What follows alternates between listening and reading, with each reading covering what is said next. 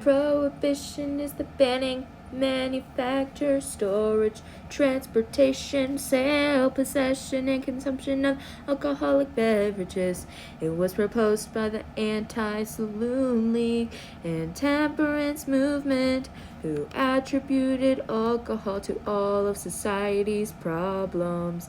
They led campaigns at the local, state, and federal level. The amendment was passed by both chambers of Congress in December 1917. It was ratified by the requisite 3/4 of the state in January 1919. It was adopted on January 16, 1919. Richard, it's time for your nap. I always wonder, what does this little girl dream about? And we were sleeping. She woke up out of her sleep and said, bagel. And I was like, is she awake right now? And I looked over, dead asleep, dreaming about bagels. My rich husband is out for the day at the racetrack, and I let my nanny take an hour off, so I am left to put my daughter Richard to bed.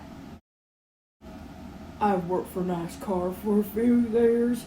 I was one of the first racers. I have to go now. Barbara, I cannot talk right now. I am counting my money. I am on a tight budget, so I can only spend $350,000 on my afternoon shopping spree. Usually I get $500,000, but my husband hasn't been able to go to the racetrack lately. Has he been beating you, Richard? Not for about a week, but I'm hoping this racetrack will whip him around enough so he can't walk straight and he'll just go to bed straight away. Oh, honey, you let me know if he starts it up again, you hear? My mother calls me on the daily because she worries. Sometimes I reject it, but today I felt generous. Man, what is that, bro?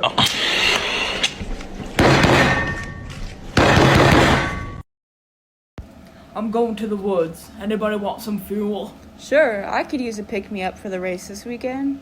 Perfect. I'll bring you back a growler. Thanks, man. I owe you one. Let's just say us men at the track take a trip to the woods quite often for our fuel supply. I was talking to a few of my girlfriends, and they said that since this whole Prohibition thing happened, half of their husbands haven't been coming home drunk. I don't know where the rest are getting it, but I know that my Herbert would never disobey the law like that.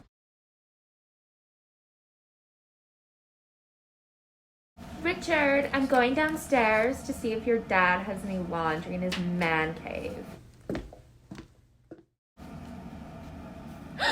What is this?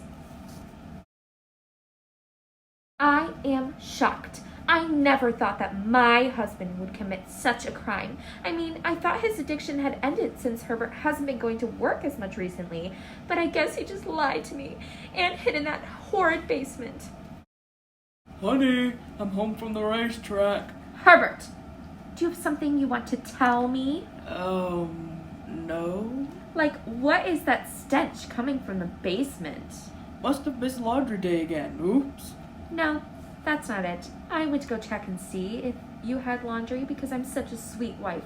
And I found your secret stash. And quite honestly, I am ashamed that you break the law. Or even worse, lied to me.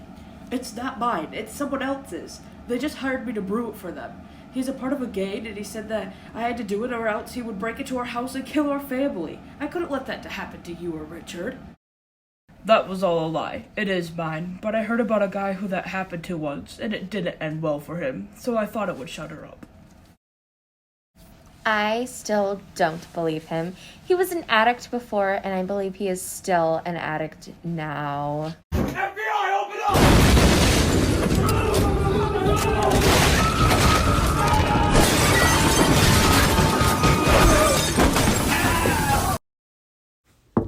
Open up. I know you have alcohol in there. I have a warrant for your arrest, Herbert Frost. His wife turned him in. Sometimes my job is so easy. Sir, I'm going to need to look around.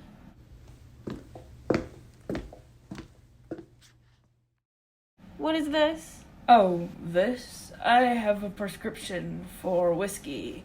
I've been saving it up.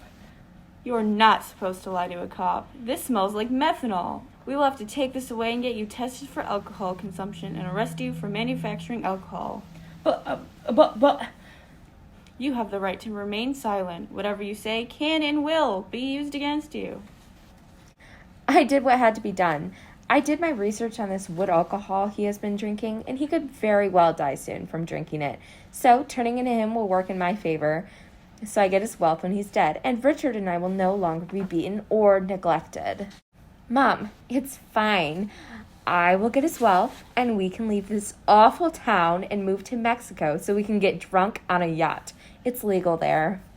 But what about Richard? Who's going to take care of her while we're partying on the yacht? She will be fine. Besides, they have excellent childcare on boats, and we will be rich enough to hire a nanny again. She loved Cara. It's a win-win for everyone. Except Herbert, of course.